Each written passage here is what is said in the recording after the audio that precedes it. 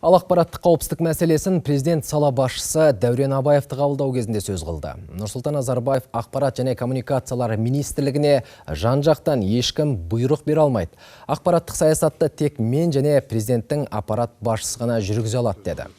Президент жаңадан құрылған ведомствоға артылған жүктің салмақты екендігін айтып, бұқаралық ақпарат құралдары жетекшілеріне де талап күшейтілу қажеттігін айтты. Кез келген басшы күнделікті өмірде болып жатқан өзгерістерді байқап, интернетте көп талқыланатын мәселелерден құлағдар болу шарт деді мемлекет басшысы.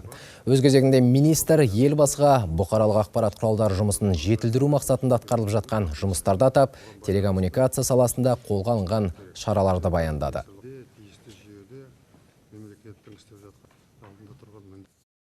Министрліктің маңызы өте зор деп санаймын. Қазіргі кезде мынау дүниедегі ақпарат құралдары, әсіресе интернет, бізге белгісіз кибератакалар жүріп жатқан кезде соған қарсы тұру бір мәселе. Екіншіден, тиісті деңгейде, тиісті жүйеде мемлекеттің істеп жатқан шаруаларының халыққа түсіндіру жағынан орталық ақпарат құралдары, өңірлердегі ақпарат құралдарының жұмысын бір жүйеге түсіру үшін осы министрліктің алдында тұрған міндет өте көп. Кадрларды қарау керек, жақсылап тұрып. Қазіргі заманға сай адамдар болу керек, тіл білетін адамдар басқару керек, ақпарат құралдарын, интернетті қарап отыратын адамдар болу керек.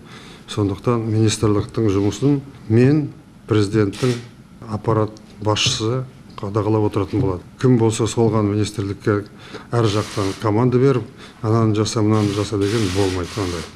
Сондықтан істейтін жұмысың бір жүйеде болу керек, бағынатын жерің бір жерде болу керек. Ол үшін оны барлық естісін деп айтып отырмын. Бұл министрлікке әркесі қол соғып, ананы істе, мынаны істе, ананы сөйт, мынаны сөйт дегендер болады, ол болмайды.